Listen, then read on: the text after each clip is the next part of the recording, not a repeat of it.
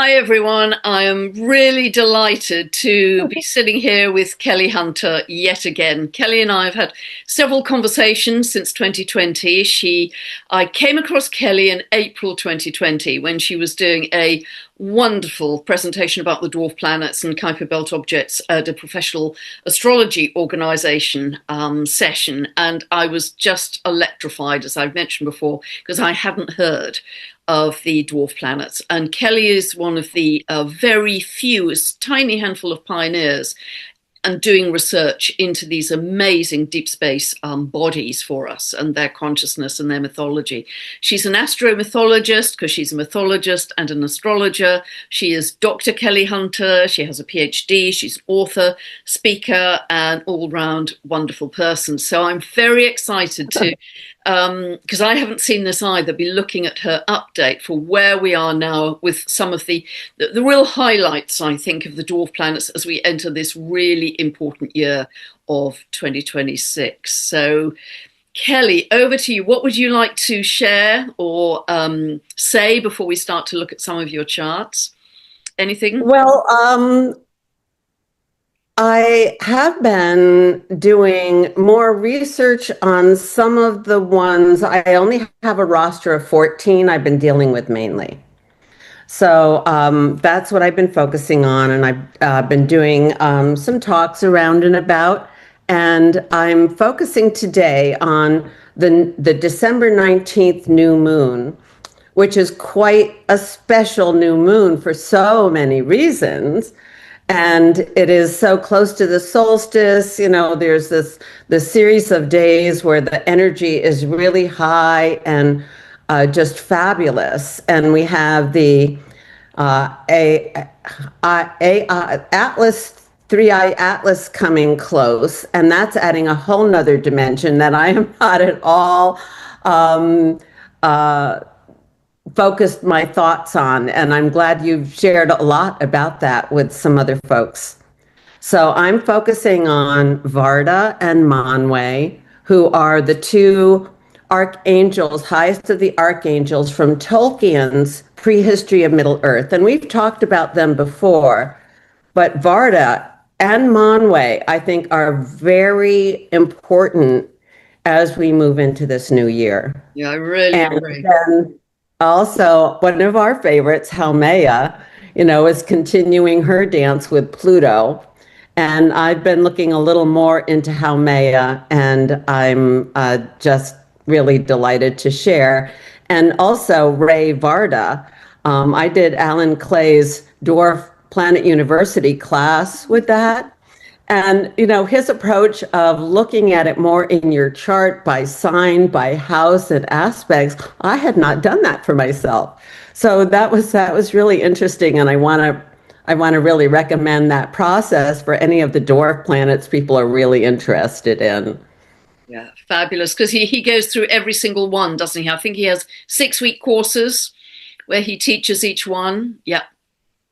Yes, yes. And my imagination works differently than his, I think, more logical mind, but I'm not saying he isn't inspired and, bringing up some really interesting perspectives. And that's great that there are a number of us doing this now and working with them in ways. So I'm happy to share my perspective and my imagination in terms of that intuitive capacity astrology has to engage us, with the planets that are living and communicating.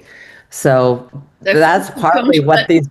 Yeah, they're forms of consciousness, aren't they, really, Kelly? I think that's very Absolutely. much how you see them, and a higher octave of consciousness that we're moving into now. Yes. Yes, there are several octaves in the solar system, and this is one of the highest at the moment. Yeah. Yeah, something that we can engage at another level, I think, of quantum consciousness. So so many of them are named for creator gods from different cultures, which is the other really exciting part about this new Kuiper Belt realm. So let me start sharing. So here is the new moon on December 19th. Yeah. The solstice new moon, in fact. So to me, the solstice is the beginning of the new year. Yeah. It's the stopping of the sun. It stays in this place for 5 days or so. And then, the 1 year ends and the new year opens. So we are looking at that coming right up. And here is a version of the chart for the day. And we see the sun and moon at 28 Sagittarius. Venus is right there, which I think is a lovely, lovely note. And then Varda is at 29, right here with this new moon on the solstice, opening the new year. So Varda is the star lady of the elves. And this is one of the images from my coloring book, Planetary Gods and Goddesses Coloring Book, which was one of my research modalities, looking into the culture, looking into the myths behind these newly named companions in our solar system. So Varda is the star lady of the elves and is mentioned in the Silmarillion, which is posthumously published by Tolkien, describing his creation story, telling his creation story. And the Silmarillion starts with that creation story and mentions the creator who created, first of all, a circle of angels that started to sing, and each one had their song. And then they started singing together. And then they created a choir, angelic choir, that had it's like a symphony. And it stimulated the mind of the creator in a way that imagined the world. And these 14 of these angels got so excited they wanted to go experience it. So they went to Earth and realized they had to create that vision. Wow. So they are original creators of our realm. And this goes back, even Rudolf Steiner has many eras of prehistory from where we are now. And so does Tolkien. He talks about way before, Lord of the Rings and what was going on then. And the creation story kind of tells, kind of how we got there and how we got here. And so Varda is the highest of the female 14 archangels that came down. There's 7 male and 7 female. And Varda was like the highest of the feminine energies, and Manwë, her consort, her partner, was the highest of the male energies of the archangels. So they're both very present, but I'm starting with Varda because she is right invested in this moon. And on the world point, the world axis, because she's moving into zero of Capricorn, the cardinals. Yes, imminently. Yeah. Next month. And she's moving back and forth into Capricorn, back into Sagittarius, all through this year. So this transition is one of the big ones that we've been having, so many big ones, and we've been focusing on the Pluto and the Uranus and the Neptune because maybe we're more familiar with those, but we've had many of these outer new Kuiper Belt objects also changing sign. And not only them, but Sedna has been changing sign, and she's on a whole nother level. Yeah. So we are looking at Varda here being a main player. And let's see, what was my next slide? Let's see, I have to go. This was Manwë moved in over zero of Aries. Was that end of 23, somewhere around there? Kelly? Oh, I've got a whole little, there we go. So let's look at this. So Manwë changed into Aries in 2022 and 2023. And that was, the Aries point. Yeah. And Varda is over the solstice point, in that grand cross of seasonal change. And this is more than just the yearly seasons. This is more like era changes. So this is a little look at the two of them. Varda, Star Lady of the Elves, she created the stars. One of her names means star kindler.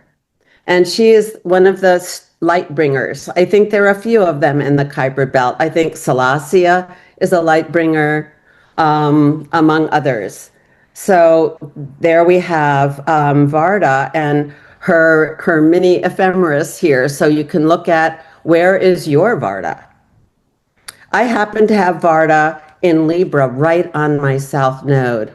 So no wonder I immediately vibed with her and have been calling myself Star Lady well before the Kuiper Belt objects were named.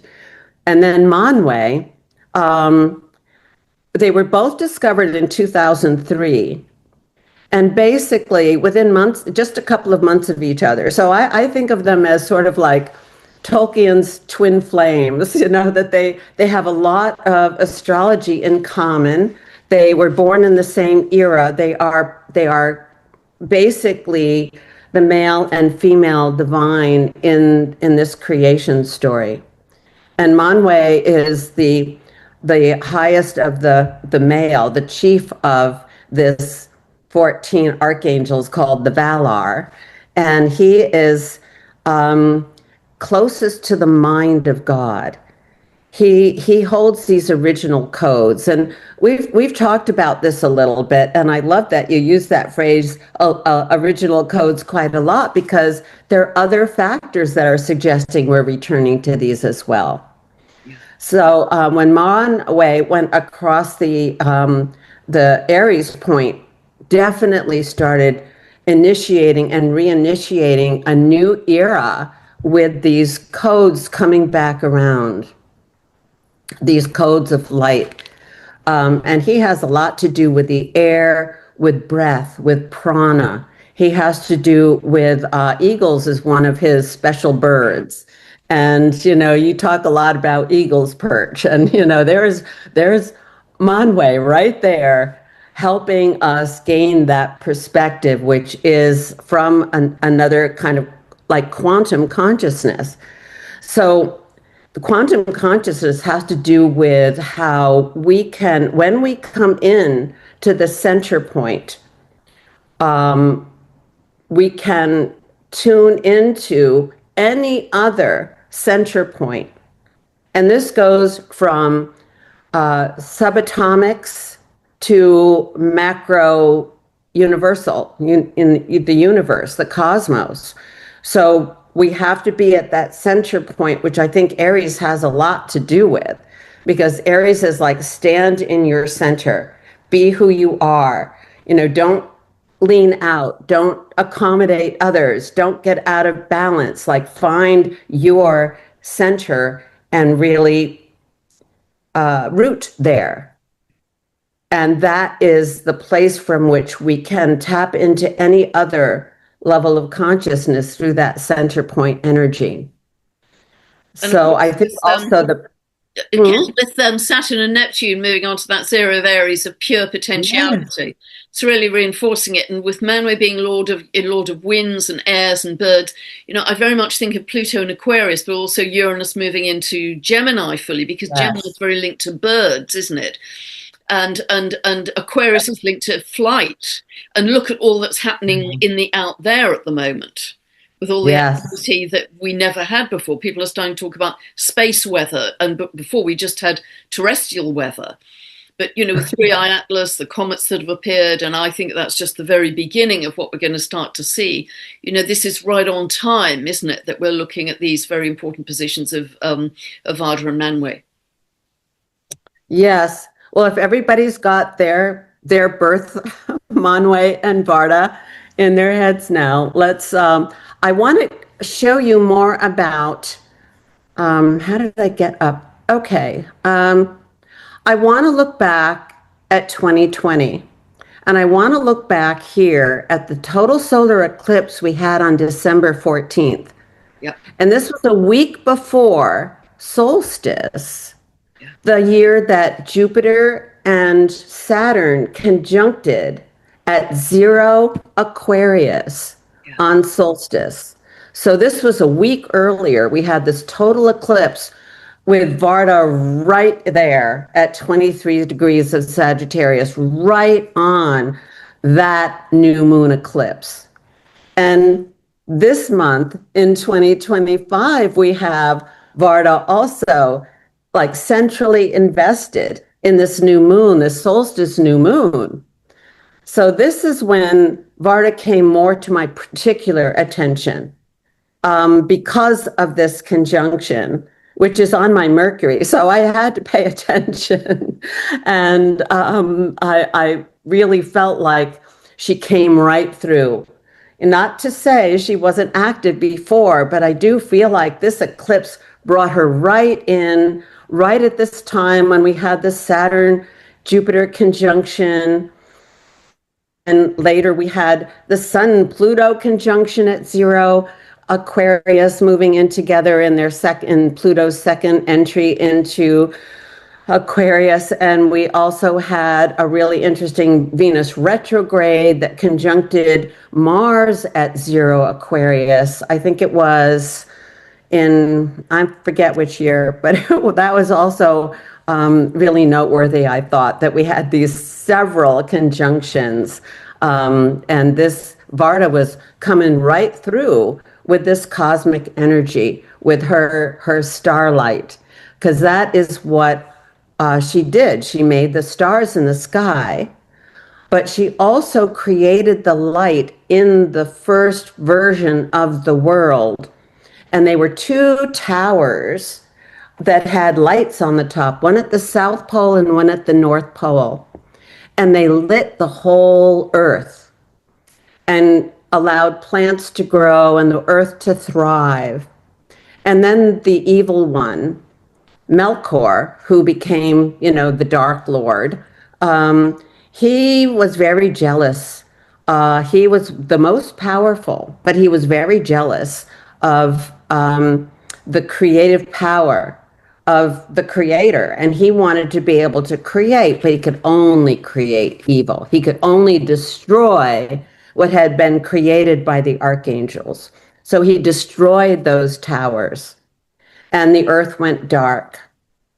And then the next version of light that Varda brought in was two trees. And one tree had leaves of silver, and one tree had leaves of gold. And one would light up, and then the other one would light up. And one would light up, and then the other one would light up. So this was a different version in a different era of the world with the gold and silver light. And then Melkor managed to destroy that world and kill the trees. And there was one blossom and one fruit from each of those trees that the archangels prayed over, and one became the sun from the tree of gold, and the fruit from the tree of the silver tree became the moon. And the archangels created vessels for these, and Varda put them in the sky to be our sun and moon. So that was another version of the light bringer aspect of Varda. And also she created more stars. She created stars several times. One was just to be decorative, I think. One was to welcome the elves into their era. And that's why the elves love her. She is their goddess. She is their highest, kind of like, devotion. And they were especially enamored of the tree of silver. So, So this is, do you think, therefore, that as she's on the world axis right now, because the world axis is zero of the cardinals, 2 degrees either way, so she's there already at 29 degrees of Sagittarius. Do you think she is she's linked to the new light codes and also the remembrance of the elemental kingdom that we're moving to? absolutely. Oh, I like that point about the elemental kingdom. Yes. Yes. Wow. Don't we all kind of have some kind of memory of the elves, some kind of like tuning in to their connection with nature and their special way of being then the human era came. So, but I think a lot of us have memories of that. It's And magical, that, magical. yes, the magic. Yes, the magic. So I do think that, yes, in this era, with all of the destruction that has been going on, she is bringing in a new light. And I hadn't gotten as far as you have in thinking about that. The light codes coming in, maybe the I3 Atlas, being 3-eye Atlas. I always get the name wrong. I always do think about the third eye, So though. to lots of people. Yeah, you're not alone in that. Yeah. I think that's part of the Yes. reason it's here. Yeah. Wonderful, Kelly. Yeah, so yes, bringing in new codes, and this is in Capricorn. So this is going to be, I think of Capricorn being like a sign of the elves, about earth magic, about the creative. It's a cardinal sign, the creative energy of the earth element, and how to live on the earth in the most honoring way. Yeah. And with the earth, not on the earth, but with the earth. So I think she's creating a form of light that is for our new era. And however we're receiving that, however we're, kind of experiencing that, we're going to be doing so with her sign change all through this time. So she actually takes all year to get firmly into Capricorn. Her final entry without retrograding back into Sagittarius is toward the end of November of 2026. Right. So this is so special. Yeah. Yeah. Super So that's, so she came in on this eclipse, at least from my personal point of view, and just, kind of came right through, bringing us her messages. Mercury's right there at this, on this eclipse as well. So then we have another interesting moment from the September eclipse that we just had. This is the partial solar eclipse that we had. And Varda was getting, and also she crossed over the galactic center point at 26 Sagittarius over the last couple of years. And on this particular eclipse was just a couple of months ago. She was really getting close to the end, and she was squaring this partial solar eclipse with especially Saturn in there, and kind of engaging the extraordinary Saturn Neptune conjunction. That kind of Neptune went into Aries, then Saturn, and now they're going back into Pisces, back into Aries. They're kind of hanging out together, which is engaging Saturn's capacity for manifesting with Neptune's high vibrational frequencies. Yeah, I really agree with you. I've talked about making real the dream, making Yes. manifest the dream, making tangible, the ideal, the vision that you've been, fermenting, as it were, in the chrysalis for your life and for the collective. And Absolutely. yeah, Mm. but it's bringing this magical quality with Varda as well, really special. Yes. And Varda going into Capricorn, kind of engaging as that conjunction comes more fully into play in January and February, and that exact conjunction, which is it February 19th? That date. 20th, yeah, February the 20th, yeah, Okay. 44 of Aries. Okay. Yeah. Okay. So we just had another Varda activation of a new moon, of an eclipse, no less. And here's the last slide I want to show, which is more about this new moon. And not only is Varda in on it, but Venus is in on it. So that adds more of the dimension, which we can feel personally, that Venus energy, with the love and high quality of Sagittarius, that Keats poem. Beauty is truth and truth beauty. And basically, that's all we need to know in life, he says. I'm paraphrasing crudely, but I always think Sagittarius represents that particular energy, that particular beauty and truth. And Venus in Sagittarius really brings that forward. And then It's so interesting, Kelly. You were referring to Varda before as the kind of highest expression of the divine feminine.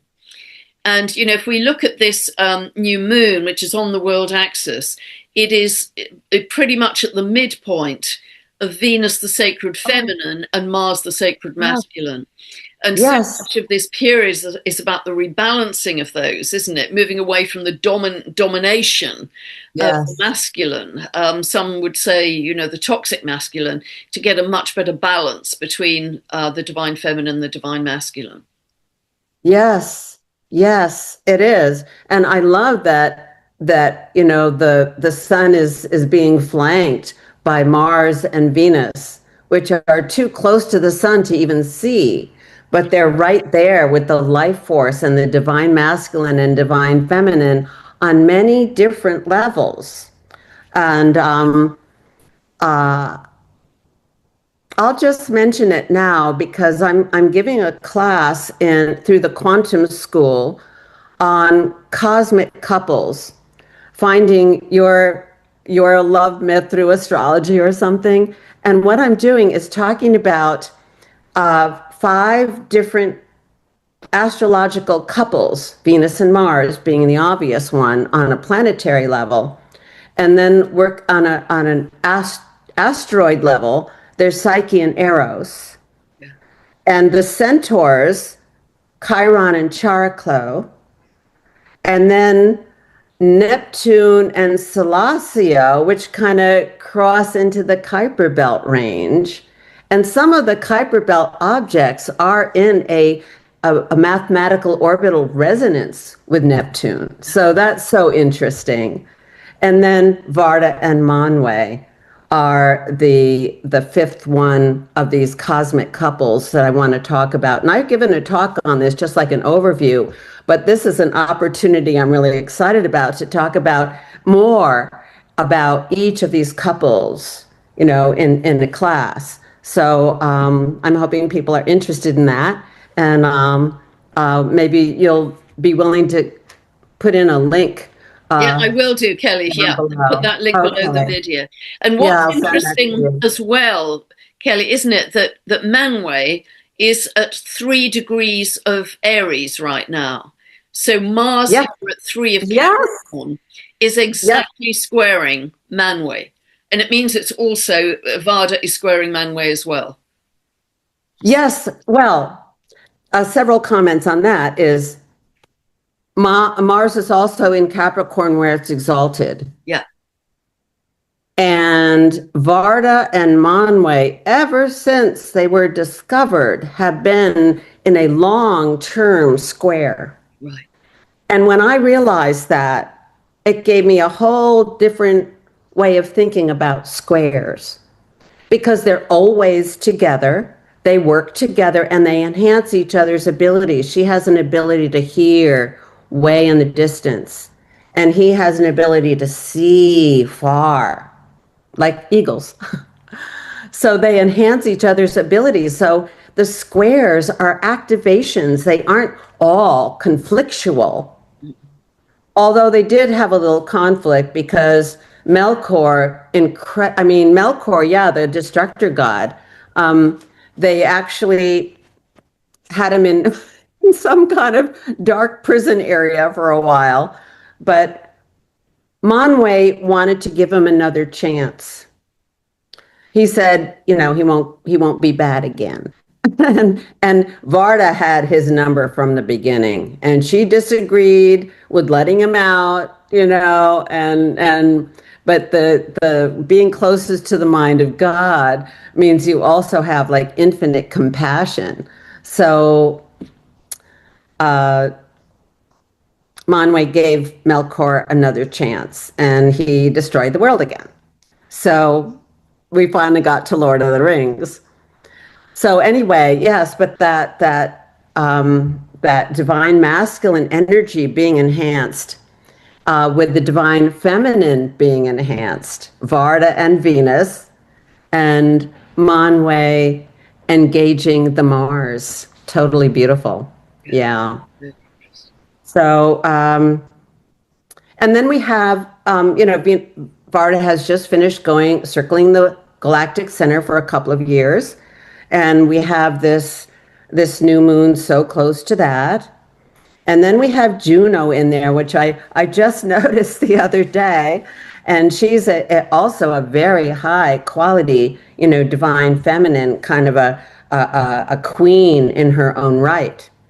So she is a beautiful representative of, number one, the divine feminine in the pairing with Jupiter or Zeus, but also a ruler in her own right. There's this a deep integrity with her, authenticity with her, and she doesn't put up with, she doesn't put up with stuff. So this is a quality of divine queenship that is here as well. And then we have Varda. This is like so engulfed in the divine feminine with the activation of the divine masculine. Yeah, wow. It's extraordinary. So, the emphasis on the divine feminine is extraordinary right now. It is. Conjunct the galactic center. There's so many PowerPoints in the astrology for the divine feminine right now. Yeah. Yes, and I love where Jupiter is too, just pairing Juno with Jupiter, because Jupiter's in its exaltation as well. Yeah. So here is a better look at Manwë at 3 degrees of Aries. Yeah. Conjunct Ceres, which is interesting, because she's the earth goddess. She's Gaia. She has to do with the well-being of all life on earth, and the health of the soil, and the feeding of the people, all creatures actually, body and soul.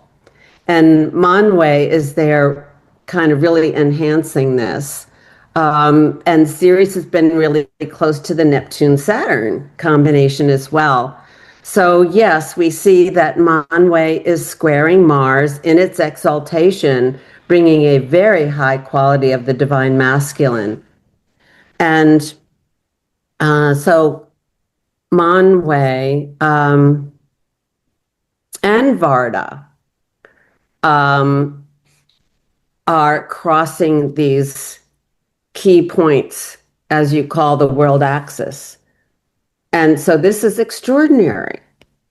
So Manwë, let's see where we are. I showed you that one. Okay, I have to go this way. So here's go ahead. Sorry, Kelly, go ahead. These are the ingresses. So Varda is going into Capricorn in January, pretty early. Goes back into Sagittarius for the summer, into the fall, and then it will re-enter for the next number of years, re-enter Capricorn at the end of November. And I couldn't even find the end date. I think it's 2049 that she changes. Right. At least. So Manwë went into Aries in May of 2021, retrograded, went back in March of 2022, retrograded, and then went back in February of 2023 to stay. And Manwë will be in Aries until 2023 to 2043 to 2045, right when Pluto is going to be changing sign. Yeah. So I love the choreography. I just think it's fascinating how the dance that these planets are having, right? And all of the ingresses and the early degrees being activated and intertwined with all of these different factors. But the weighting, the emphasis in that chart is absolutely extraordinary, isn't it? I mean, even if you know nothing about astrology, just look at the heavy emphasis in Aquarius, Pisces, and Aquarius, Pisces, Aries. It's absolutely, because that's the solar eclipse, isn't it? The partial solar eclipse on the 17th. Yeah. 3 days before Saturn Neptune become exact. Yes. Yeah. So this is extraordinary. And this year, 2025, we had that March, April time when there was a lot of Pisces, Aries with Venus and Mercury in their retrogrades, and the Neptune and Saturn and whatever else was going on. Now we're having more of the Aquarian energy come in here. And I love that there is that Venus is right on the North Node. Yeah. And I think it's either the new moon before or after where Mars is on. It must be the one after. I think it must be the March new moon where Mars is right on the North Node. Because is that when there's an absolute massive stellium in Aries? Yeah, and going. And and there we see how close Saturn and Neptune are. So they're going to be conjuncting Manwë. And Saturn will, of course, be doing that first. And it will be doing that in late March of 2026. So that's in just a couple of months. And we're having, the manifestor Saturn is engaging with Manwë at that point, right after the equinox. Do you see that as a rebirth for the world, Kelly? Well, we talked about the original codes, and they're going to be manifesting. And Varda's going to be in Capricorn helping that. So, and the Earth is going to really love it. The Earth is going to demonstrate that whatever elven magic is still in the field, I think is going to come through. Because I think this is such a huge time of rebirth to a high level. I do think there'll be new plants, new forms of life. Yeah. And that's just a beautiful thing. And then it takes a while for Neptune to get to conjunct Manwë, and that's going to be in 2028. But it gets close, and closer. So, there's this bit of a trajectory from now and into 2027 and 2028 then we're on. And, we've also been targeting the early 2030s as particularly important as well. Wow. That's an extraordinary chart. Absolutely extraordinary. Yes. And then the Neptune-Saturn conjunction squaring Varda. So there's this activation, and that's, what I'd like people to start thinking about with squares is it's a dynamic activation. And sometimes it is, comes to our attention through a conflict or a challenge, but it's like, hey, step up and work with this energy. Yeah. I 95% of my work is with the hard aspects, conjunction, square, opposition, because the trines and the sextiles are nice, but they tend to be more passive in expression, don't they?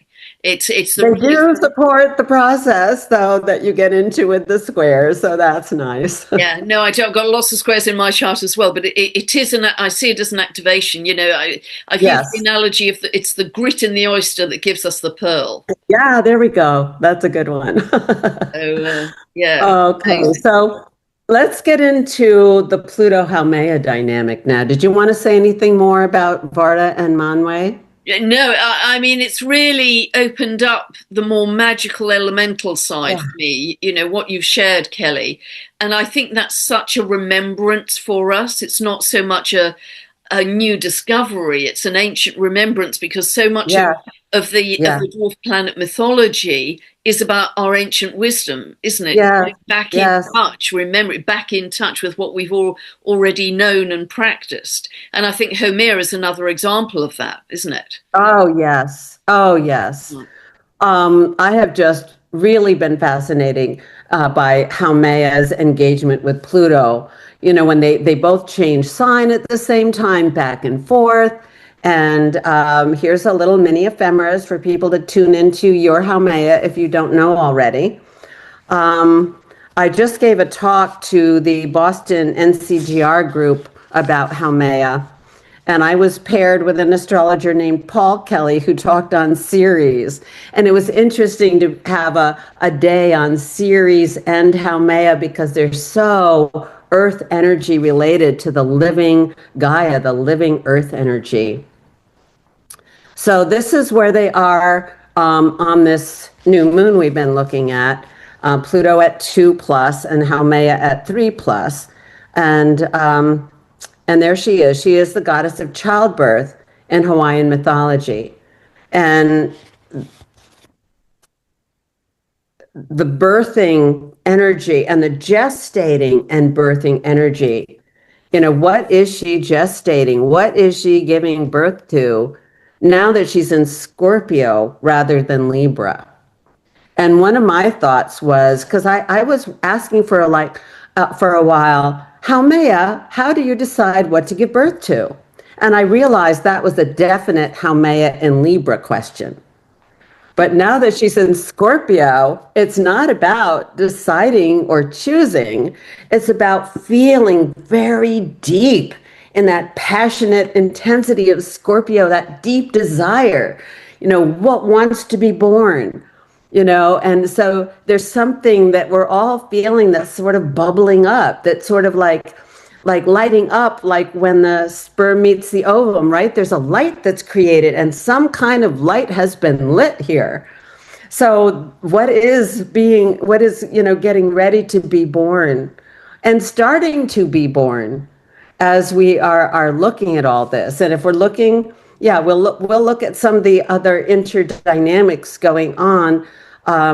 But what else did I have here for this one? It's interesting, Kelly, because Oh, with her regenerative symbolism, you know, she could change herself from an old crone to a young maiden. I think yeah. this is a promise of turning back our age, becoming healthier.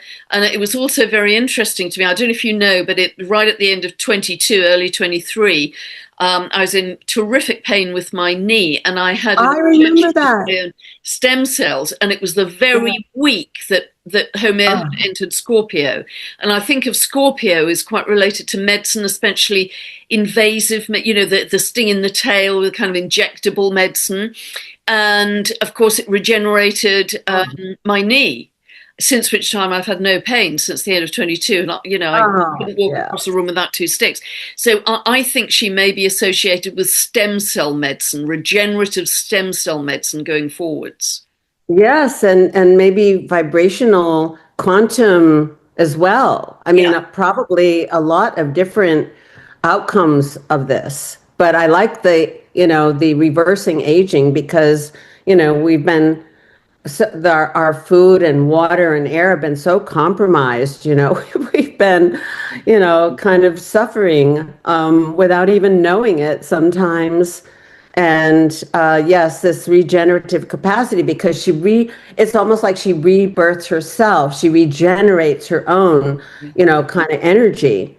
So that's a beautiful thought when you're engaging with Haumea.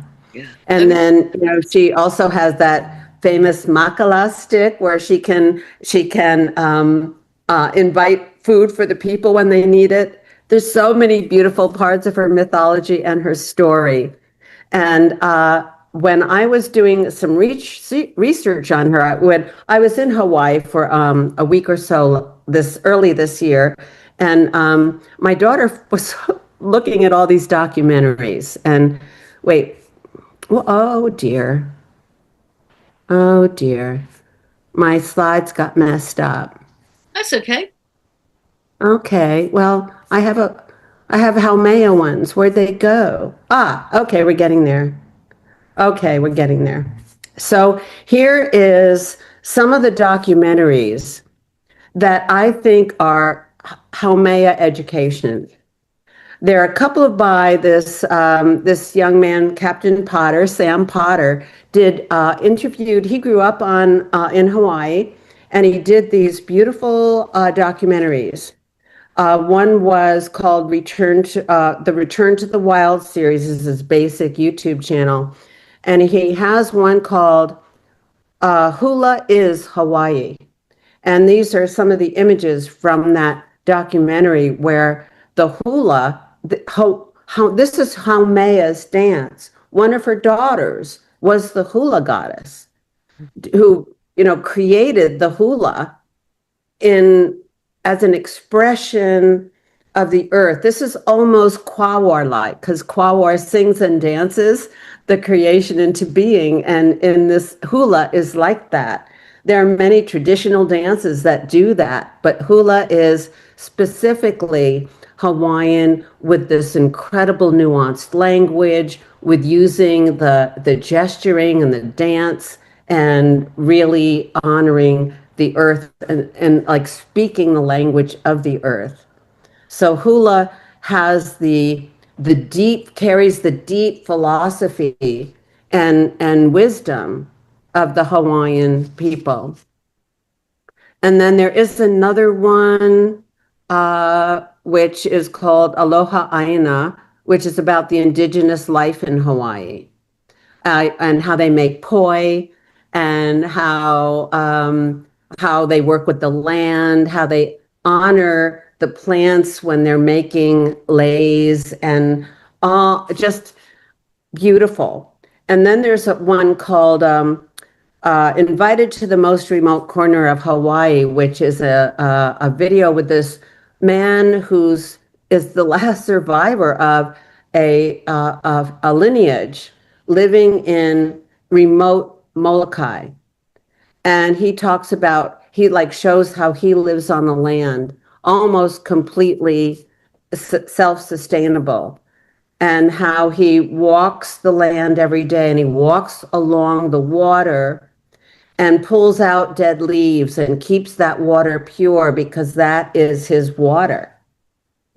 And it's just beautiful, the engagement with the land, the partnership with the land, working in that way. And so to me, Haumea is so much about that, wherever you are, how you're engaging with the land and the life force of the land and helping the land be fertile, help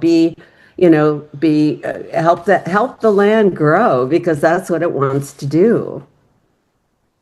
And then I know you've done a video or so with Keone Hanalei, who talks about the lineage of Hawaii going back to Lemuria, to Mu. Yeah, it's Heather Ensworth knows him well. Yeah. So Heather has done the videos with him. Yeah. Yes, I've seen him in a number of places, and he has a book out that talks about working with this old philosophy on an esoteric level. So glad for that. And then there is a essential oil expert who made an essence called Haumea because she got very inspired by Haumea. So she's got that essence available. And then there is a more recent Netflix documentary or actually movie, I guess, that called The Chief of War. And it also has a lot of, they try to be true to the culture, the history. It's pretty violent though. So it's really too bad. But they do have some reference to the wisdom and to the land and to how people lived and to the buildings they had and how Hawaii became Hawaii after, because they have all these different island kingdoms. So that's interesting. And so that got me more into the history of Hawaii, which included Queen Liliuokalani. Yeah. She was the only queen and the last sovereign monarch of Hawaii. And this is her chart. I thought she's got to have a strong Haumea. And yes, she does. She has Haumea opposite her sun. So she is very engaged. She has a really strong relationship with the land, and she is a Virgo. And this is Haumea and Uranus. So there's a kind of a spiritual, nuanced frequency with the land because she was the sovereign. You know, they passed down the lineage, and yet this was the time when corporate interests came into Hawaii and annexed it without the permission of the people. So I'm wondering how this power of Haumea, especially squaring Pluto, is going to be working out over the next few years. That's really So interesting, Kelly. she was an amazing person. She composed songs, including a very popular Aloha Oe, which means I say farewell. And it was sung by a lot of people in the 50s, 60s, by Elvis Presley, it was a really popular song because Hawaii was really popular at this certain point when people were getting to know about it as becoming a state. So, and then she was in house prison, and she spent a lot of her time translating the Hawaiian creation story into English when she was under house arrest. And so the language is, as I said earlier, so nuanced. And the creation story, as she translated it, has a lot of kind of quantum reference that we're hearing echoed lately in the way the new science is kind of coming out and unfolding in our consciousness. That's really interesting. But the point you make about, isn't it interesting that Haumea is square to Pluto? Pluto in early Aquarius, one of the big themes is the power back to the people. Yes, Because the people weren't absolutely. in agreement in Hawaii for that takeover Yeah. to happen. So I think that's fascinating. And the fact that Haumea is close to the IC here, that closeness to the land, the homeland, is so strong as well. Wow. Not too sure about her birth time. Oh, okay. Yeah. Okay. But here is another chart to look at. Wait. Okay. Here is her coronation date. In 1891, which was notable for the Neptune-Pluto conjunction, and we haven't had another one since. In early Gemini, where Uranus is about to go. So I think something's going on here. This is another reason why I thought that, that Haumea Pluto square might be interestingly activated in this coming year or two or three, with Uranus going in and activating this. And here's Haumea, right on the north node, the north node of this coronation chart. Boy, So that's after fascinating. she fought so hard to keep Hawaii sovereign, Yeah. which was why she was, made a criminal and under house arrest. And when they released her, she came back to the States because her husband had family in Boston and San Francisco, and she just needed to get away. So she took a train across America from the West Coast to the East Coast. And she had a diary. She wrote about this. And this is what the history of Hawaii from the Queen of Hawaii, or something like that, was the title of that book. And she talked about how, she'd look out the train and she'd see all this empty land that could be, farmed. She saw all this, nobody living there. And she asks in this book, she says, why did they need our little islands? They have plenty of land here. So, very special lady. I think it's fascinating the point you made about the transit of Uranus.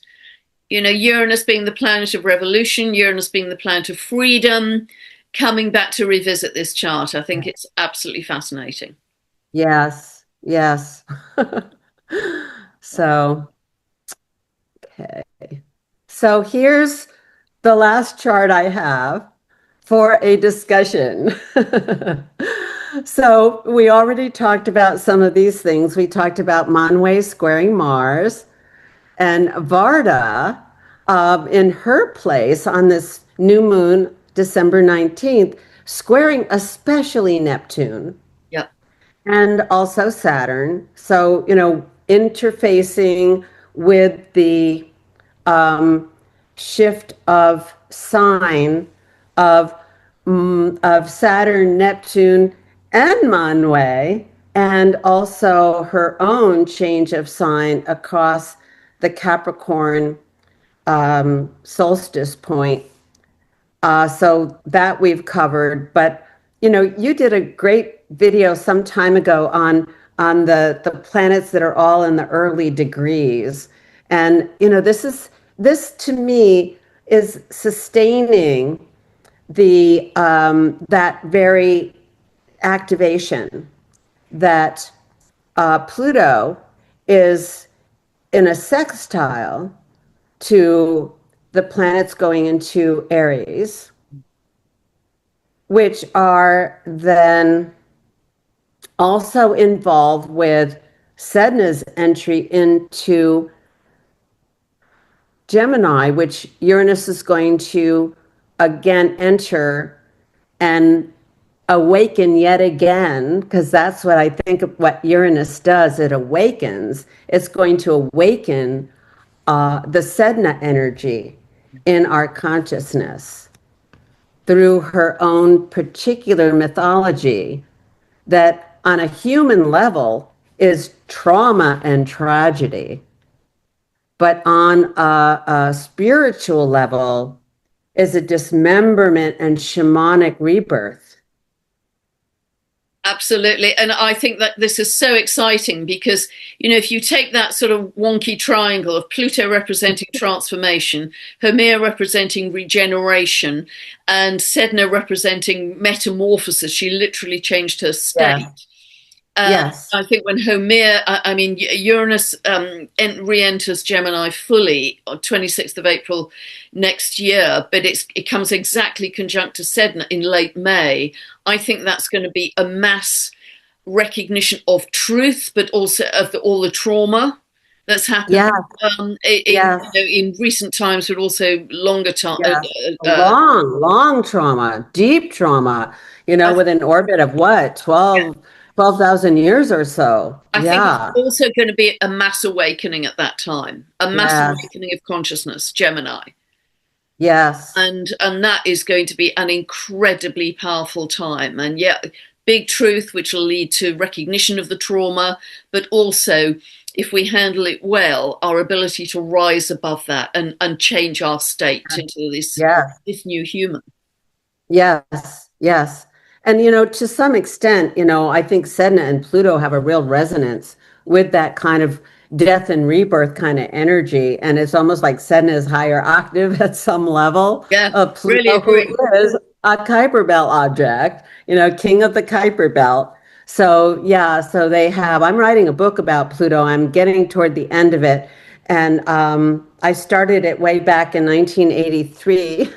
When Pluto was just going into Scorpio, and now that it's squaring at that placement, it's come alive again. And I have a last chapter, which is a patchwork quilt of Sedna energy, Sedna in like influences, sort of Sedna, just like little inspirations. So yes, and so we have all these quincunxes going on. Pluto with Sedna with Haumea.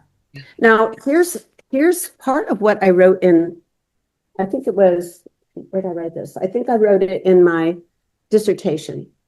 In the Hawaiian language, The word for imagination, the fiery creative action of the mind, is a complex concept that involves a variable synthesis of thought, idea, mind, meaning, growth, increase, and enthusiasm. Through imagination, we perceive information, thoughts, and ideas that have their source in the spirit realm or mind growth in response to inspiration by the spirits. Beautiful. Yeah, and part of that is a quote from, what's his name? Kesselman, who was educated in Hawaiian Huna. So to me, especially these new beings that have entered, our system and our consciousness, therefore, and whoever names them, and whatever astronomers named Manwë and Varda from Tolkien mythology. I mean, that's pretty wild. They have their own category of fictional mythology, so they stimulate the imagination, and that's the level at which we can engage with them. And quincunxes involve quite a lot. They involve different elements and different modalities, and they really engage a lot of energy, which is pretty strong download. Like the Sedna, it's mutable air, looking to speak with Haumea, who's fixed water. And then they're both the hub of their own quincunx, with Manwë over here in cardinal fire, and Sedna also has her own engagement with Pluto in fixed air. This is kind of wild energy, it's a lot. It's a lot to continually, we can't take anything for granted here. But isn't that interesting that Manwë and Saturn and Neptune will move on to that soon. The Sedna, Uranus, and it's a finger of God or a finger of fate pointing at Haumea. Of this, I like to call it a finger of the goddess. Finger of the goddess. Okay, yeah, that fits. Of regeneration, and if you look at the number of planets that are either at the last couple of degrees of their sign or the first, up to about 3 degrees of their sign, it's endings, beginnings, endings, beginnings. Yeah. The message is repeated over and over again that this is a dramatic time of rebirth for humanity and Gaia, I think, and the dwarf planets demonstrate that really clearly. Yes. Yes, and we can get similar information from regular astrology, from astrology that uses the outer planets and stuff. And so we don't need these things, except that they stimulate new imagination, new engagement. They're out of the classical Greco-Roman mythology. They're on a whole nother level. And they may echo, but it's on another level. So it's really worth, finding one or two that you really, find in your chart really strongly, or feel really drawn to, or having a transit by. These archetypes, enter your chart, activate something, and you're in a new field of energy that can be really stimulating. And that's why I love them. And I've been going deeper into the ones that I've already chosen rather than getting into too many new ones, although the other Hawaiian one, Leleaku Honua, is pretty engaging. That's a whole nother level. Good heavens. 33,000 year orbit, I think. It's huge. But what you've said is so true. It's, beautiful presentation, Kelly, but what you say is so true that, it's not only that these dwarf planets help us remember our ancient wisdom, but also take us, to the edge of our multidimensionality, the beginning of our multidimensionality. Because when you talk about them, I can feel I'm shifting dimensions to a more magical realm, a more beautiful realm, a more idealistic realm. And I think that so many of them are great symbols for New Earth. I really do. Yes. The sense of regeneration and connection with nature and beauty. And the shamanic element. I think they are great symbols for New Earth, and that's increasingly going to be our focus as we move beyond the personality Yeah. of the regular traditional planets into a greater unity consciousness. I Yeah. think it's where we're headed. Well, if we look back at, if we consider the Tolkien mythology and Lord of the Rings, we're moving beyond that era, beyond the human era, into, we're not going to call it post-human, but we're going to call it the what we're becoming, what we are becoming as part of the earth energy. Beautiful. And gosh, you gave us so much information there, Kelly, and beautifully presented. And I always feel so excited when you talk about the dwarf planets. This great sense of you being a pioneer and leading us into these new areas of possibility, actually, for each of us, if we can just engage. And, I just want to thank you so much for all that you're doing in your research as well. And the class that you're going to teach, I'll put the link for that below this video so people can investigate it. And I just really want to thank you again for being one of the tiny handful of people out there researching these amazing new beings of consciousness, or ancient beings of consciousness for us. Yeah. Yes, it's right. Reminding us, they're reminding us, as you said, it's a memory thing, you know. Yes, in so many ways. Anyway, thank you for having me again. Thank you so much, Kelly. I'll put all of Kelly's information below because she shares so much on her website, and she has so much going on that you can follow in terms of classes, etc. So, Kelly, thank you again for your time and all of your brilliant sharing, and sending love to everybody out there. Hope you've enjoyed it as much as we have. And God bless. God bless. Thank you so much, Kelly. Happy holidays and happy new year. Yeah, happy holidays to everyone and happy 2026. It's going to be amazing. Lots of love, everyone. Bye.